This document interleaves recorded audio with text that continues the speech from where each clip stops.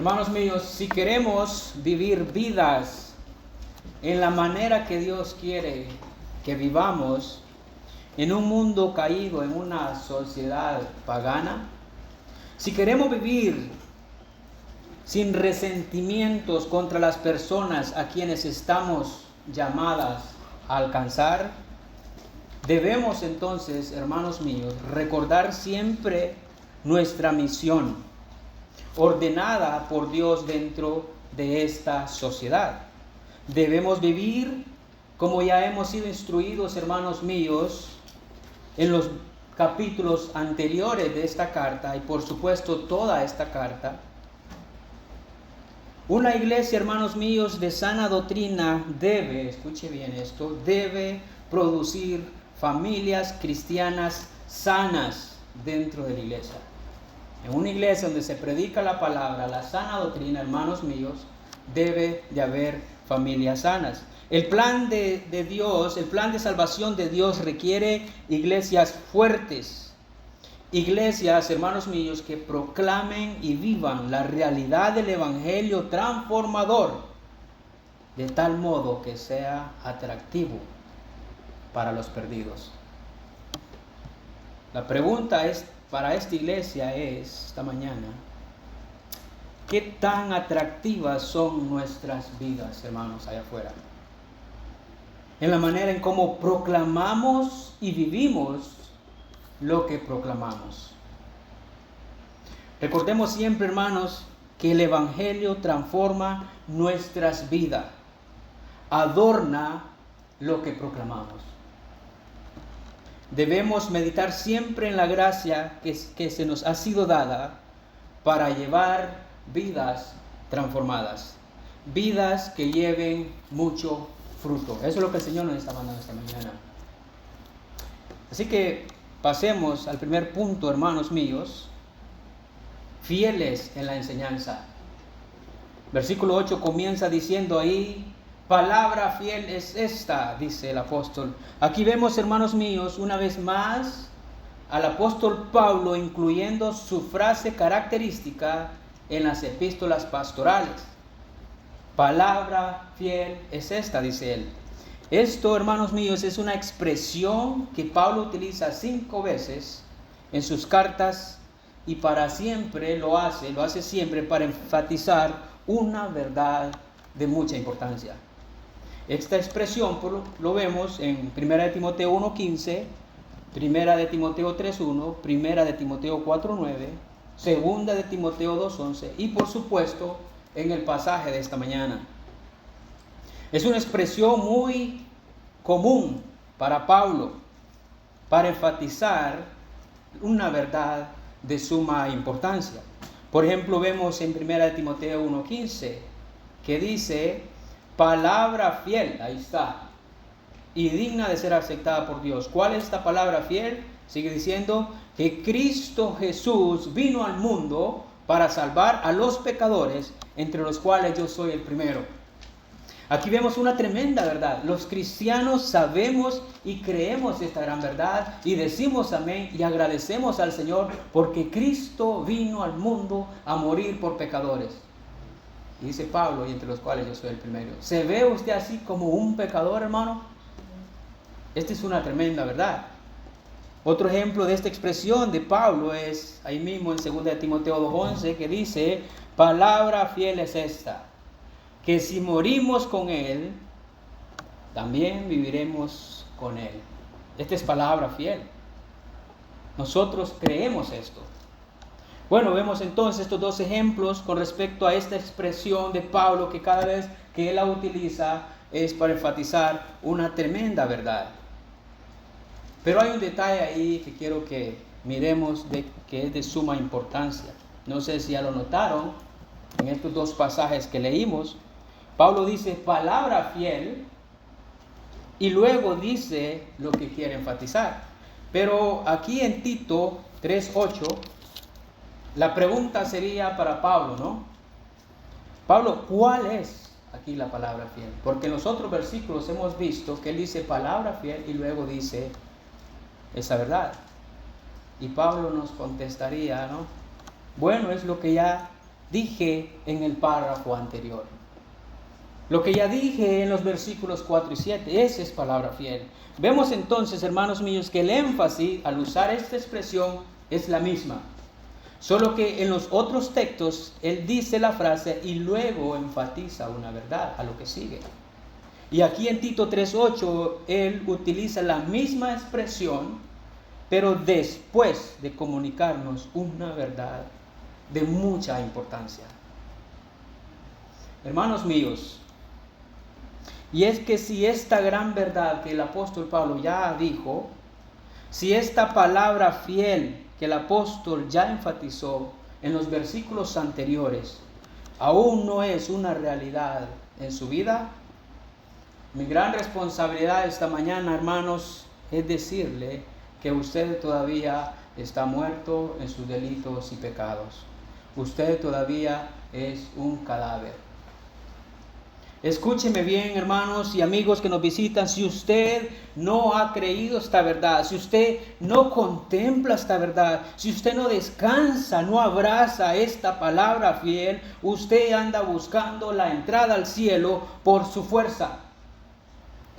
Y no hay paz en usted todavía, porque piensa que es algo que usted lo puede hacer, que usted lo puede lograr.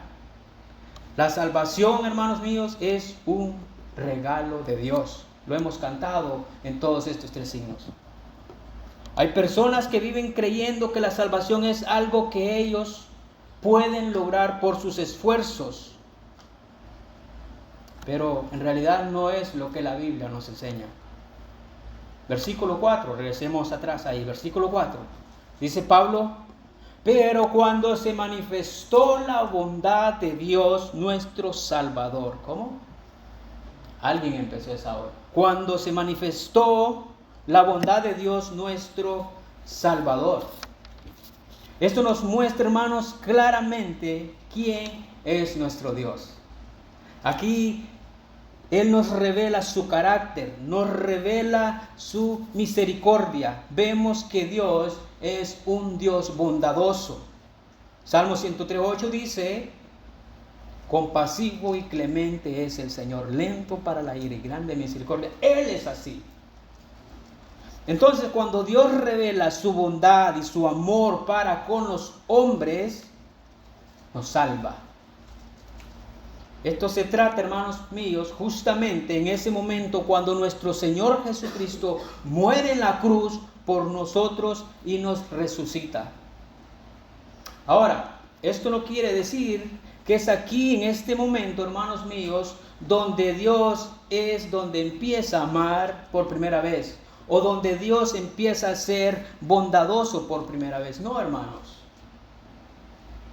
Porque Él es bondadoso, ese es uno de sus atributos. Él es misericordioso, siempre ha sido así y siempre lo será. El hecho de que un día nublado no salga el sol no significa que el sol no esté ahí.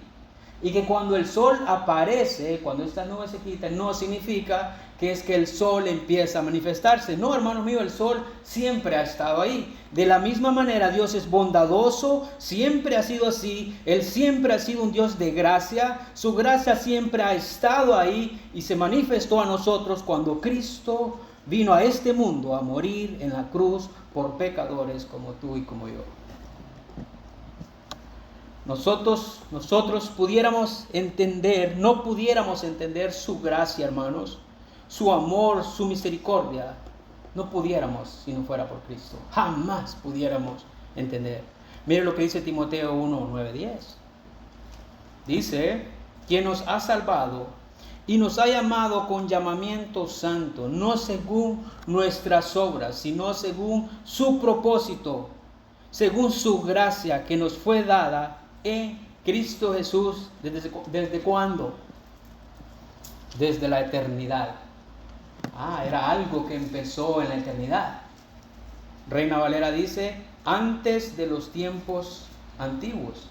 Y el versículo 10 de ahí mismo, de ese pasaje, sigue diciendo: y que ahora ha sido manifestada por la aparición de nuestro Salvador Jesucristo, quien puso a fin la muerte y sacó a la luz la vida y la inmortalidad por medio del Evangelio. Otro texto, 1 de Juan 4:9. Dice, en esto se manifestó el amor de Dios hacia nosotros, en que Dios ha enviado a su Hijo unigénito al mundo para que vivamos por medio de Él. Entonces, hermanos míos, vemos claramente por la palabra de Dios que la salvación a nuestro favor se nos ha sido dada por un Dios bondadoso. Dios es bondadoso y lo vemos claramente por Cristo. No hubiéramos podido verlo. Mire lo que sigue diciendo el versículo 5 de ese mismo pasaje ahí adelante. Él nos salvó, dice, no por obras de justicia que nosotros hubiéramos hecho. Ahí está, hermano. Sino conforme a su misericordia. Hermanos míos, la salvación no es otorgada a usted porque usted sea un hombre guapo, una mujer bonita. No es otorgada la salvación a usted porque usted es fulanito de tal. Por lo que usted hace, porque regala dinero a pobres, porque ayuda. No, hermano, la salvación no tiene que ver nada con usted. No tiene que ver con ninguna obra que usted haya producido. De hecho, la Biblia dice que nuestras obras son trapos de inmundicia. Eso significa cuando usted busca querer entrar al cielo por lo que usted ha hecho, esas obras, hermanos míos, solo son trapos de inmundicia delante del Señor. Así que no es por nuestras obras. El texto es bien claro, hermanos, somos salvos por pura misericordia de Dios, por su amor, por su gracia. Efesios 2:8, ¿no? Por gracia habéis sido salvados por medio de la fe, y esto no de nosotros. Está bien claro. Y sigue diciendo, sino que es un don de Dios, es un regalo de Dios la salvación. Sigue diciendo la mitad ahí de Tito 3:5, la segunda parte, dice, por medio del lavamiento y la regeneración y la renovación por el Espíritu Santo. Vemos entonces aquí la obra del Espíritu Santo a favor nuestro. Vemos la primera parte, ahí dice lavamiento, menciona el lavamiento. El Espíritu Santo, mis hermanos, nos limpia cuando fuimos salvos. Fuimos limpiados de nuestro pecado, nos limpia de toda la descomposición y la suciedad que es producida por la condición de muerte espiritual. Somos limpiados y purificados por el Espíritu Santo. También menciona ahí la regeneración. Esto es que el Espíritu Santo nos da vida.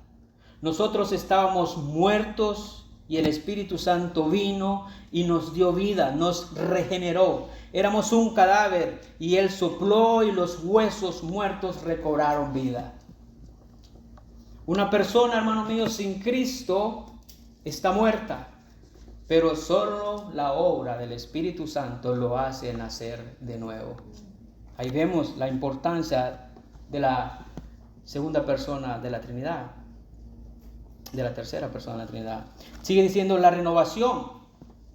Esto es, hermanos míos, que el Espíritu Santo obra por medio de la palabra y reviste de poder nuestra vida en Cristo. 2 Corintios 5:17 dice, de modo que si alguno está en Cristo, nueva criatura es. Está renovado, nueva criatura es, y las cosas viejas pasaron, he aquí, todas son hechas nuevas. El Espíritu Santo nos santifica y nos prepara para la vida eterna, hermanos.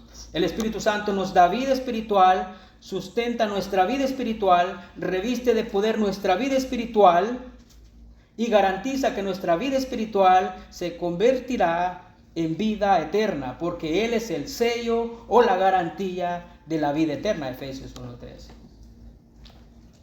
Y todo eso, por supuesto, por la causa de nuestro gran Dios Jesucristo. Versículo 6.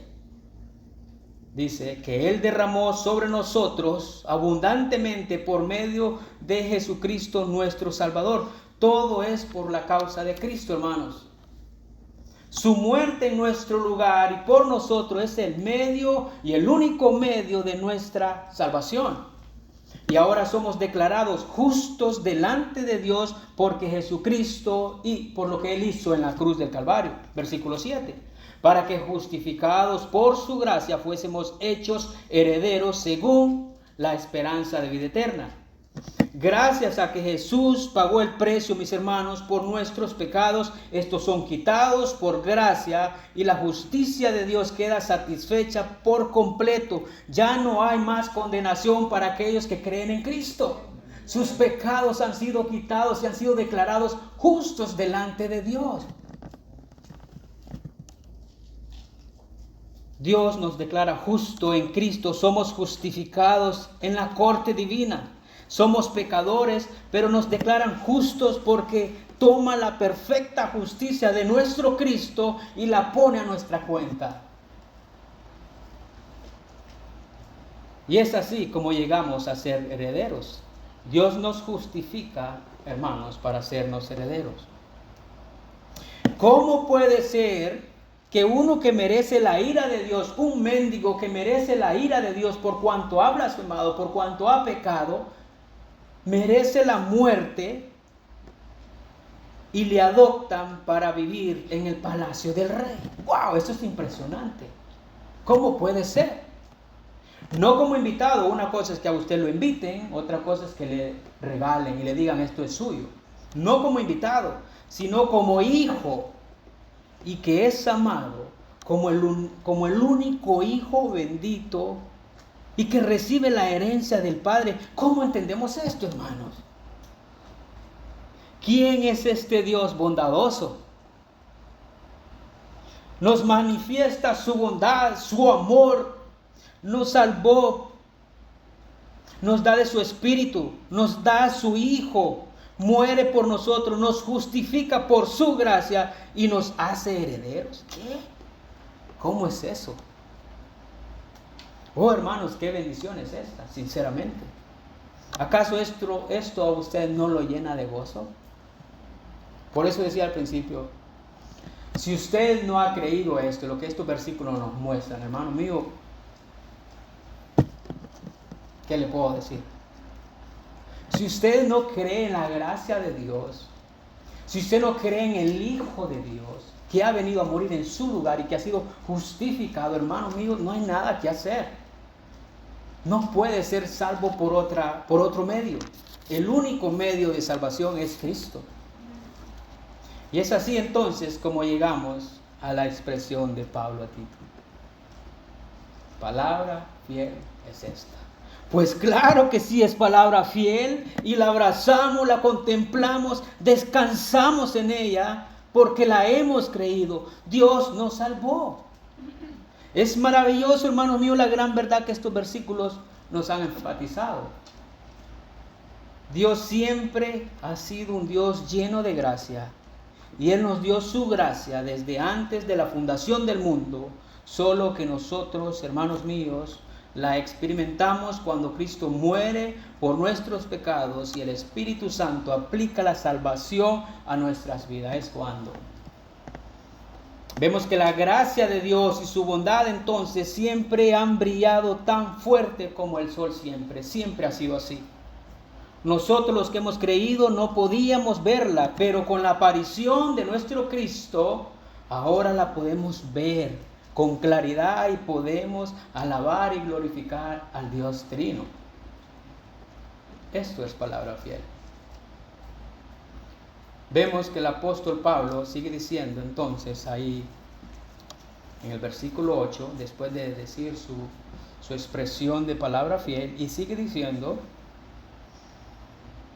y en cuanto a estas cosas quiero que hables con firmeza. Estas cosas aquí, hermanos, se refiere a lo mismo que ya miramos. Y por supuesto, hermanos míos, tenga bien claro esto, por implicación a toda la sana doctrina. Toda enseñanza bíblica que trata con la deidad de quien es nuestro Dios. Entonces Tito, por mandato de Dios, a través del apóstol Pablo, debía hablar estas cosas, dice el texto, con firmeza.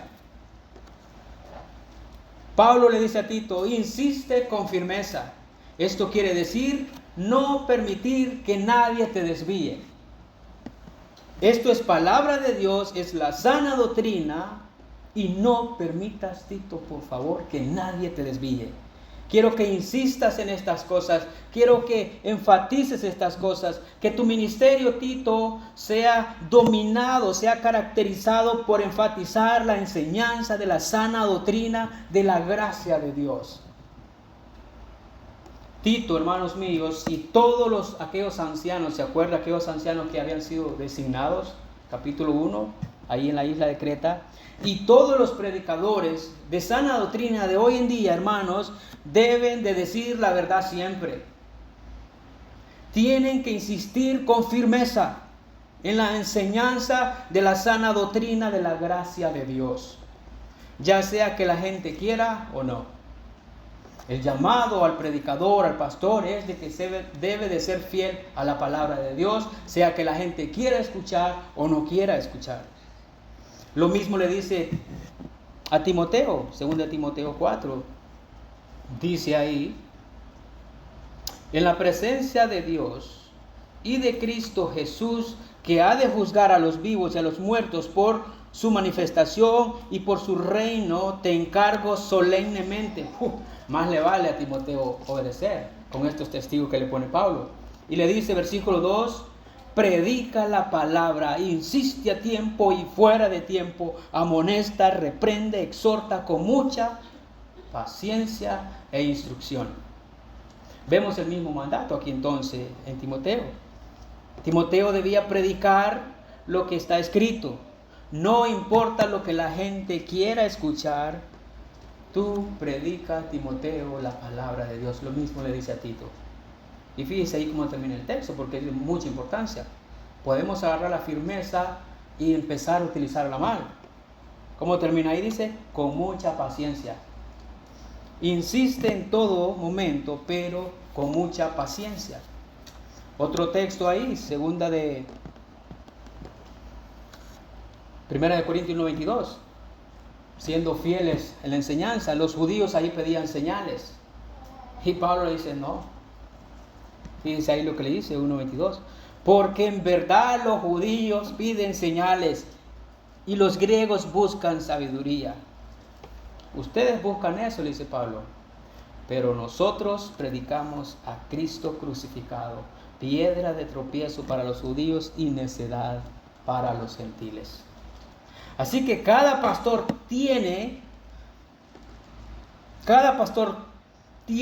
la enseñanza de Dios y tiene el gran deber de predicar la palabra de Dios. Si se está dando cuenta, un pastor, hermanos míos, no hace encuestas a la gente de lo que la gente quiere escuchar o que la gente le gusta.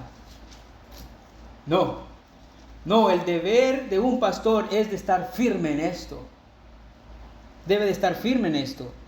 Predica el texto, predica la palabra y debemos de estar orando por ellos. Ahora yo le pregunto a usted, hermano de Iglesia Bautista Trinidad, miembros, ¿usted ora cada vez por aquel hombre que se sube a este púlpito?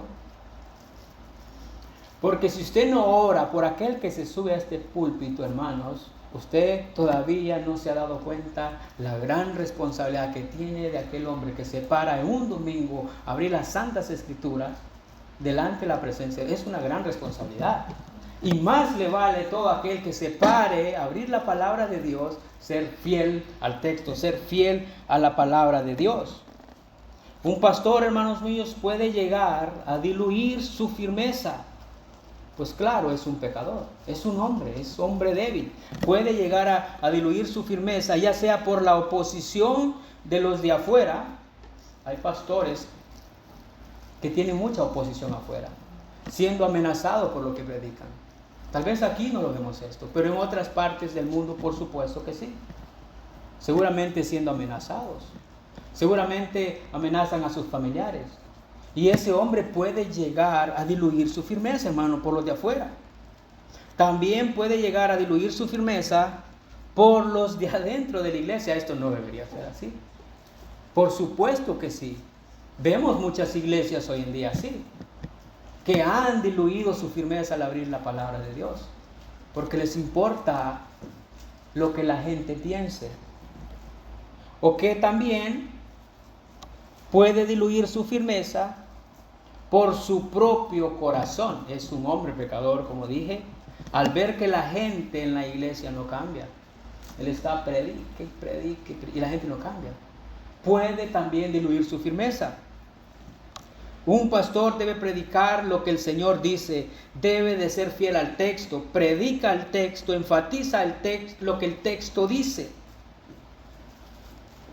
No quiere ser más sabio que el Señor, no debe pasarse de listo, pero debe de ser fiel en lo que enseña, hermanos. Lo que el Señor manda, eso haré, Señor, y con firmeza. Hay otros muchos temas, hermanos míos, que tendrán que ser comentados y enseñados en su momento.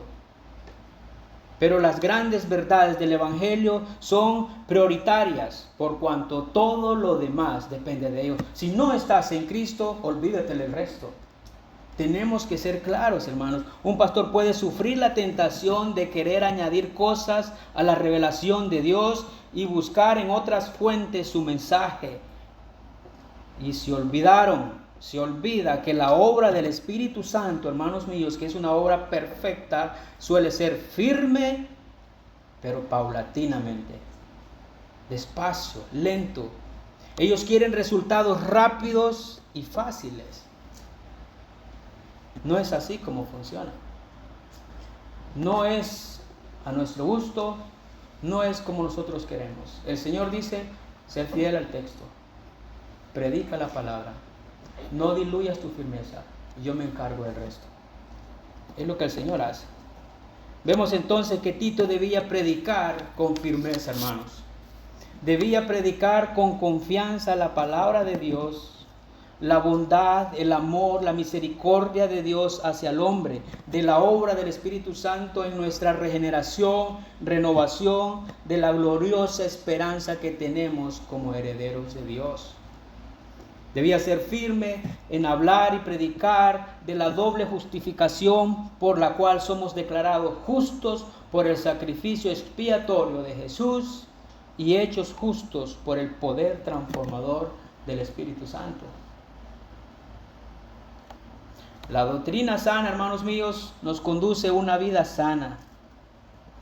La obra regeneradora del Espíritu Santo y su finalidad nos hace comprender, hermanos, ponga atención, y creer que Dios ha hecho todo, absolutamente, lo necesario para que personas tan miserables como usted y como yo podamos vivir vidas santas y rectas en conformidad con las exigencias de todos estos versículos anteriores.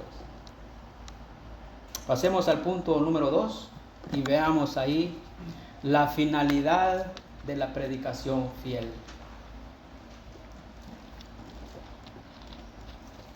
La finalidad de la predicación fiel. ¿Cuál es la finalidad que Tito debía perseguir al predicar fielmente todo el consejo de Dios y al de dedicar especial atención a las doctrinas esenciales de la salvación? Para que los que han creído en Dios, dice en el texto, procuren ocuparse en buenas obras. Miremos el versículo nuevamente, leámoslos. Palabra fiel es esta, y en cuanto a estas cosas quiero que hables con firmeza.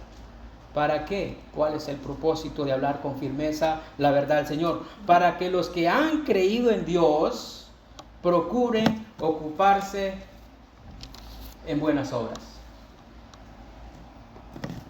Vemos aquí, hermanos, claramente que el texto le está hablando a los cristianos. Para los que han creído en Dios, puedan ocuparse en buenas obras. ¿Quiénes son ellos? Bueno, son aquellos que han creído lo que ya venimos de decir en todos los versículos 7. Aquellos que saben que la salvación es regalada por un Dios bondadoso, que es por misericordia, que es por gracia, por la obra del Espíritu Santo que nos da vida, que es por la causa de Cristo que murió en nuestro lugar. Los que han creído en Dios son los que se han arrepentido de sus pecados y han puesto su fe en Cristo como el único medio para salvación. Ellos son los que han creído en Dios. Hay que dejar esto bien claro, porque hay muchos allá afuera que dicen que creen en Dios. Entonces,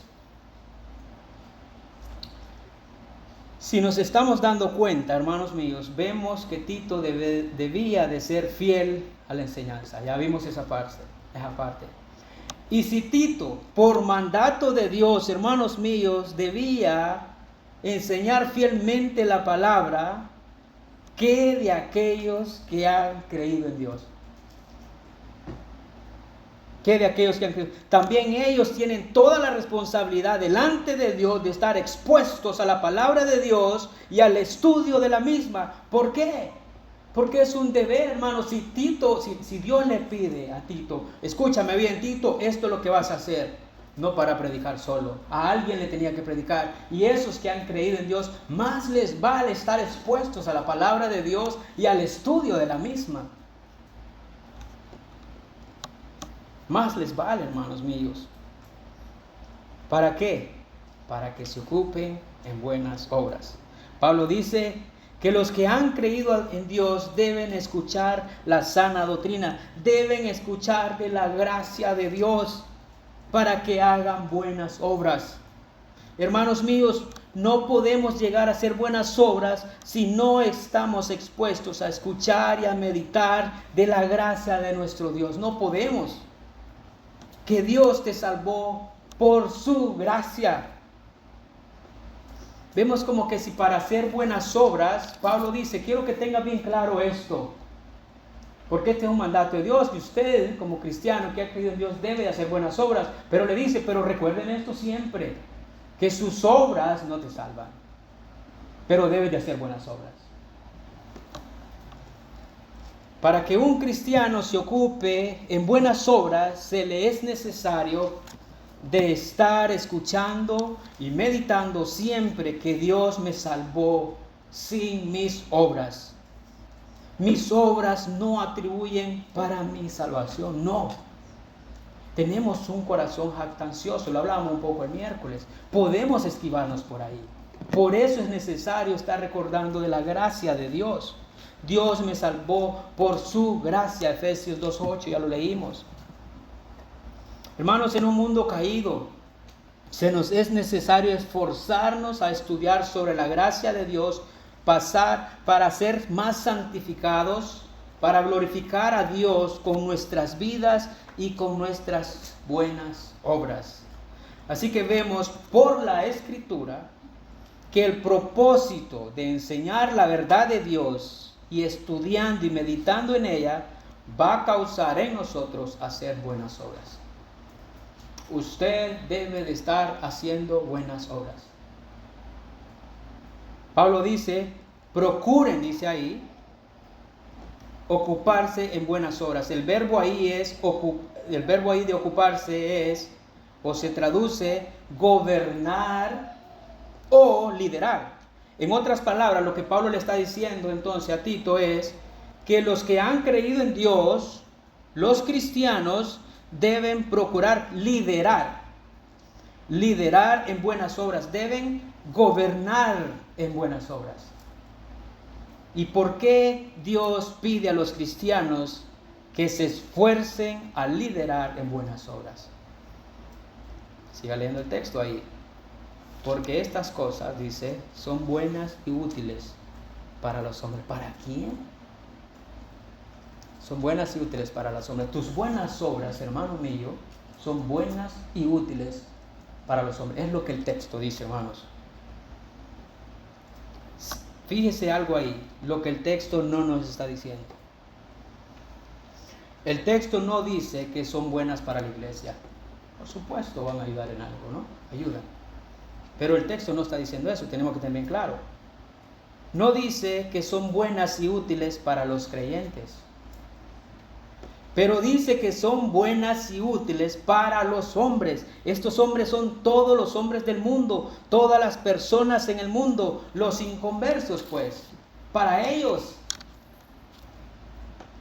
El texto es claro, nos está diciendo que ustedes que han creído en Dios, es bueno que los de afuera, los hombres de afuera, en todas partes los vean ocupados en buenas obras. Que les vean liderar en buenas obras. Es bueno que los hombres de afuera les vean a ustedes gobernando en buenas obras. Que sean los primeros en hacer buenas obras. Dice también que son útiles para ellos. Termina diciendo. Útil ahí implica un fin. Útil para algo. Implica un propósito, hermanos. Es útil para los propósitos de Dios en el mundo. Usted puede decir, bueno, pero yo ¿en qué ayuda? ¿En qué ayuda esto bueno que estoy haciendo cuando me tratan mal? Cuando me odian. Bueno, usted no lo sabe, hermanos. Pero Dios sí lo sabe. Y eso es lo que importa. Si Dios le dice, vaya y haga, ¿qué va a hacer? Pues voy y hago. Voy y hago. Eso es lo que el Señor pide. El Señor a eso es lo que nos está mandando aquí en este texto esta mañana. Pablo aquí no se especifica, solo nos dice que es bueno y útil. No nos dice por qué. Pero es la palabra de Dios que es inspirada y ella nos manda hacerlo. Tal vez es útil para la salvación, no lo sabemos. O tal vez para la condenación, no lo sabemos. Puede ser que tus buenas obras, por medio de tus buenas obras y hacer el bien, la gente vea en quién tú crees. Y puede ser que venga el Señor, no lo sabemos. O puede ser que aún teniendo ejemplo, teniendo un testigo y no quiso creer en el Dios de esta persona, iba a ser condenado. No lo sabemos. El texto no lo dice. Pero lo que sí es claro es que la Biblia nos dice a los cristianos en todas las partes del mundo que deben de ser los líderes, deben de ser los primeros en hacer buenas obras. Y Dios dice que es bueno y útil que el mundo vea a sus hijos hacer buenas obras. Hermanos, en realidad es una vergüenza. Es una vergüenza, hermanos míos, que un ateo, que un inconverso haga buenas obras más que los hijos de Dios. Es una vergüenza, es lo que Pablo nos está diciendo. Es una vergüenza que un ateo, uno que no ha creído en el Señor, haga buenas obras más que tú, que eres hijo de Dios, que ya has sido salvado por gracia. Ya no tienes que preocuparte por eso. Ya te di el cielo, es tuyo. Te he justificado por la gracia de Cristo. Y ahora ve y haz lo que te mando. Porque ya tenemos en claro que nuestras buenas obras no nos salvan. Entonces debería ser con más libertad de ir y hacer el bien. Hay mucha gente que no tiene paz en su corazón porque ellos están haciendo buenas obras, pero con un significado malo para ganarse el cielo. Y nosotros los cristianos ya vimos que no es así. Entonces, ¿qué nos detiene? Los creyentes, hermanos míos, debemos ser los más ocupados en hacer el bien. Los creyentes son los que deben de ser el ejemplo de cómo se vive la vida cristiana. Debemos de ser el ejemplo de cómo se gobierna una casa. Los creyentes debemos de liderar y ser el ejemplo de nuestra familia. Debemos de ser el ejemplo en el trabajo, siendo honesto y justo. Debemos de ser el ejemplo con nuestros vecinos.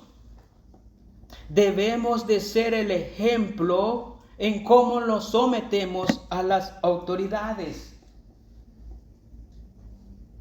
Debemos de ser el ejemplo de ser misericordiosos, ejemplos de extender gracia, ejemplos, hermanos míos, del verdadero amor que tenemos en Cristo. Debemos de ser ejemplo. Ocupándose en todo lo que es bueno para Dios. Una manera segura de atraer a incrédulos a Dios es la vida transformada de los creyentes. Mateo 5:16 dice: Así brille vuestra luz delante de los hombres, para que vean vuestras buenas acciones y glorifiquen a vuestro Padre que está en los cielos. No sabemos cómo es esto.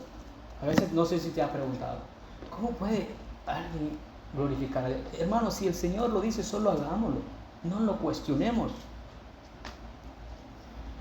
Entonces, hermanos, ¿cómo es que usted y yo podemos lograr todas estas cosas que hemos visto hasta aquí? ¿Cómo es que el cristiano produce fruto bueno y útil?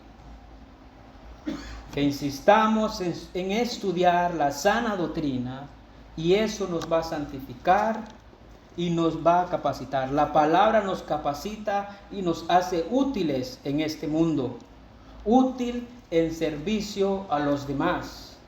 El estudio de la palabra nos va a santificar. Cristo dijo al Padre en Juan 17:7, santifícalos en tu verdad.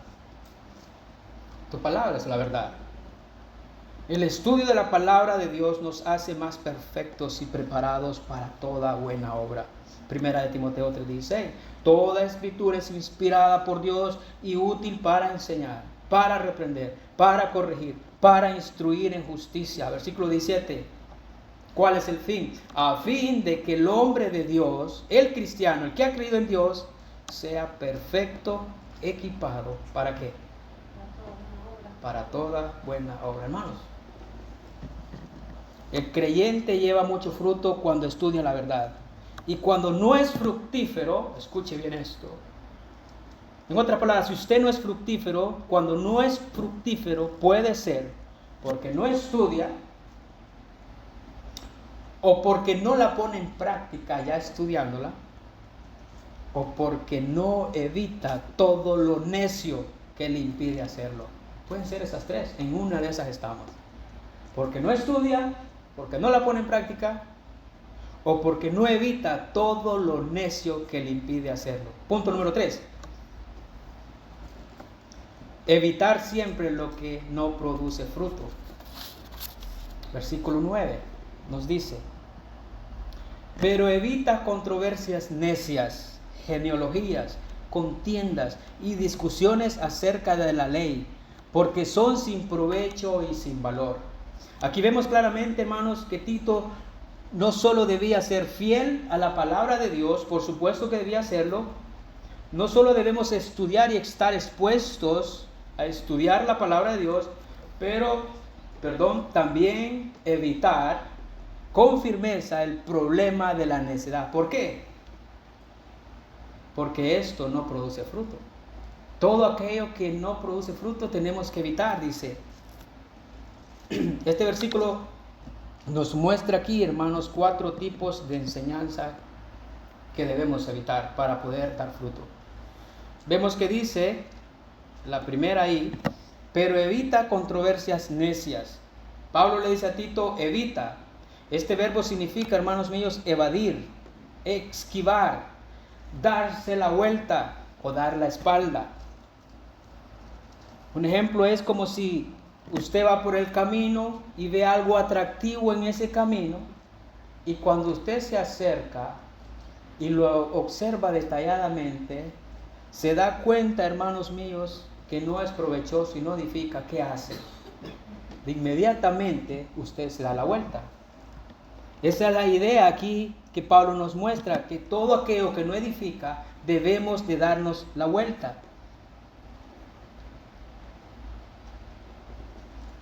Evitar el qué, controversias necias. Tito tenía que tener bien en claro que la gente le iba a tirar mentiras a un hombre de Dios, fiel a la palabra. Por supuesto que sí le van a tirar mentiras. Le iban a cuestionar. Te van a cuestionar, hermanos, ¿cómo vives? O involucrar, y él tenía que esquivarlos, darse la vuelta. Recordemos el contexto de la carta, Tito 1:10. Dice ahí, porque hay muchos rebeldes, habladores, vanos y engañadoras, especialmente los de la circuncisión, a quienes es preciso, dice el texto, tapar la boca. Hermano, una de las maneras de tapar la boca a los que causan controversias es ignorándolos. no prestándoles atención, hermanos, esquivándoles, dándoles la espalda. Es la manera en cómo podemos esquivar a todo aquello que no edifica. No debemos prestar atención a lo que se aparta de la sana doctrina, no perder el tiempo en lo que la palabra de Dios no nos dice. Hay mucha gente que pasa hablando de cosas que ni la Biblia nos dice, o en todo aquello que no edifica, o discutir por cosas que no valen la pena, hermanos. Estamos perdiendo el tiempo. Miren lo que le dice Pablo a Timoteo, primera de Timoteo 4.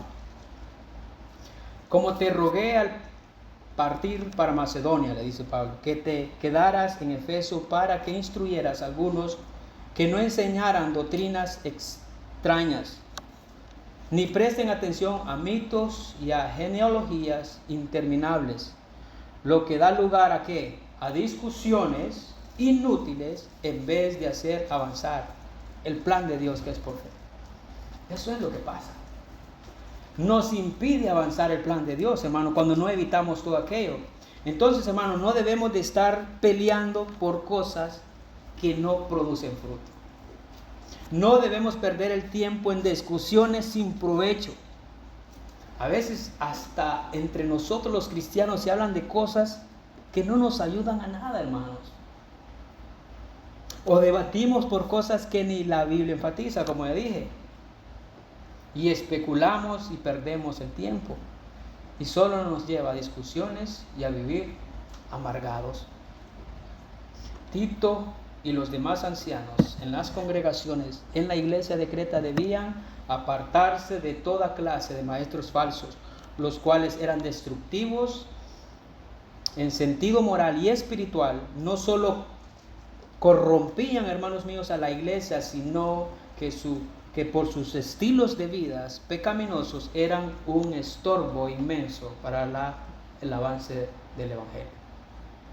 Nosotros debemos tener cuidado, hermanos míos, y no entrar en debate por cosas que nos impiden dar fruto. Por supuesto que debemos defender la verdad con paciencia, como lo mirábamos, pero no perdemos el tiempo en controversias necias donde la otra persona no tiene ningún interés de conocer la palabra de Dios. Si la otra persona no tiene ningún interés en conocer la palabra de Dios, ¿para qué voy a estar perdiendo el tiempo de hablando de cosas que ni edifican? Lo único que lo puede cambiar es el evangelio. Y si ya le presentó el evangelio, lo demás ya Dios se encarga. Dice también genealogías. Otra cosa que debían evitar, porque no edifica, eran las genealogías.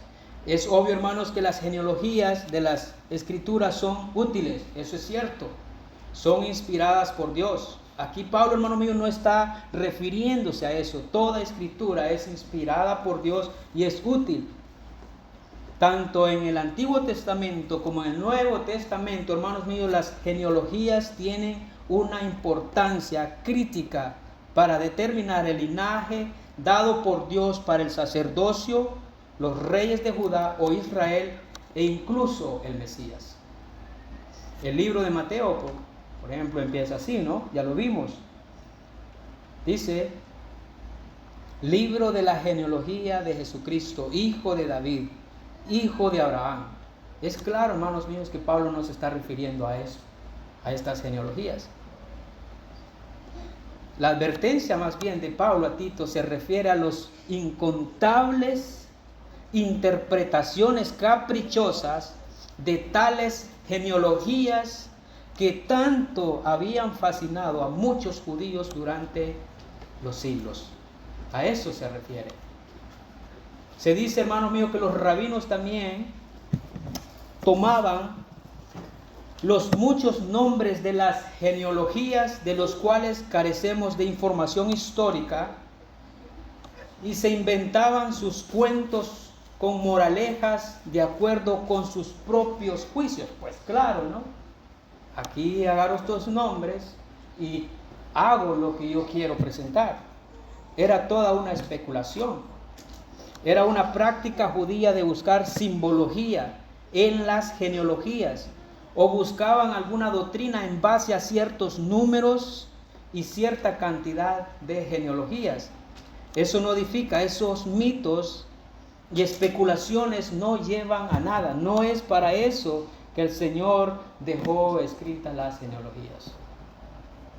Cualquier persona que empieza a hablarnos que esto y lo otro significa esto, porque mira aquí, porque mira allá, hermanos míos, si la Biblia no lo habla, lo debemos evitar. Lo debemos evitar. No hay fruto, ¿para qué vamos a estar perdiendo tiempo en eso? También dice controversias, o otra traducción, contiendas. Esto es pleitos. El cristiano no debe evitar los pleitos. Estar en conflictos. Estos son pecados que debemos evitar entre cristianos. El siervo de Dios no debe de ser contencioso, peleando con todos por doctrina. Hay mucha gente así. Por supuesto, hermanos míos, que debemos hablar la verdad de Dios siempre. Y debemos tratar de convencer a hermanos que conocen la doctrina, pero no peleamos con ellos. No debemos de pelear con ellos. No buscamos pleitos, los cristianos no buscamos pleito, no buscamos a criticar o dejar de hablarles porque no piensan como nosotros. Nosotros, cuando hacemos eso, hermanos, es falta de madurez. Cuando estamos peleando por cosas que no, es falta de madurez, porque eso no nos lleva a dar fruto. ¿Qué fruto puede dar un corazón turbado, un corazón molesto? No, hermanos, entonces no nos pongamos en esos escenarios. Hay pastores, y es triste, hay hermanos que se conocen más por ser controversiosos, pleitistas, que por hablar la verdad. Se conocen más por estar peleando y debatiendo por cosas que no llevan fruto. Un pastor debe de ser, hermanos míos, conocido porque enseña la palabra de Dios, como Tito, como Pablo, como aquellos hombres de la Escritura. Pero no deben de buscar pleito. Otras cosas que debían de evitar es discusiones acerca de la ley. Aquí también vemos, hermanos, que Pablo no se está refiriendo a la ley perfecta de Dios. Por supuesto que no. Nosotros sabemos que la ley de Dios es perfecta y edificante. Salmo 19:7. Dice que la ley del Señor es perfecta y restaura el alma. Entonces no se está refiriendo a eso. Pablo se refiere a discusiones de cosas que la perfecta ley de Dios no nos enseña. A eso se está refiriendo. Nosotros debemos hacer exégesis de las Escrituras.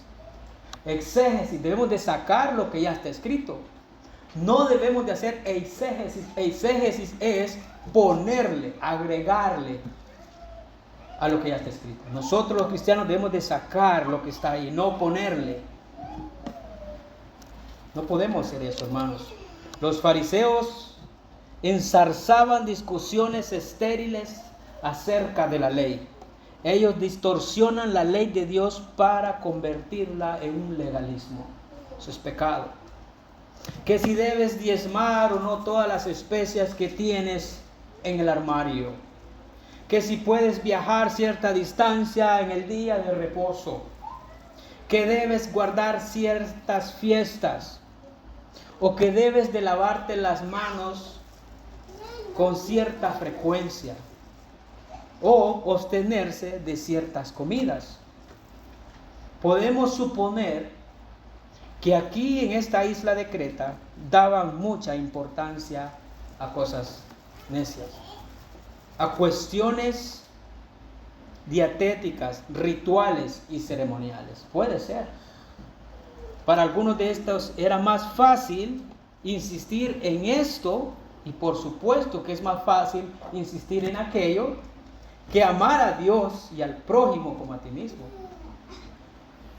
Era más fácil insistir en lo otro que manifestar el fruto del Espíritu Santo. Gálatas 5. Más fácil poner sus propias leyes que guardar la justicia, la misericordia y la fidelidad a Dios. Por supuesto, más fácil lo otro. Los falsos maestros de Creta eran judaizantes que se caracterizaban por enfatizar lo superficial o lo secundario, por despreciar lo que realmente era fundamental. Pablo dice, esto es sin provecho, sin valor, eviten esto. Pero las grandes doctrinas de la salvación son de gran utilidad para nuestro crecimiento, dice Pablo. Mediten en ellas. Para nuestra santidad, mediten en ellas. En cambio, nuestras especulaciones humanas y nuestros pequeños legalismos, hermanos míos, no persigue ningún propósito útil. Para nada. No produce fruto. Hay personas que discuten sin nunca acabar ciertas cuestiones, teologías o un sinnúmero de cosas. Nunca, siempre están así. Pues claro, es más fácil discutir teología que ser amable y dedicado en aquellas cosas de mucha importancia en el hogar. Pues sí, ¿no? Es más fácil aquello, hermano.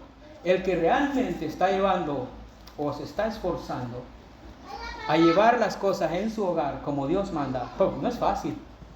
Y usted lo sabe bien. No es nada fácil. A veces uno quisiera tirar la toalla.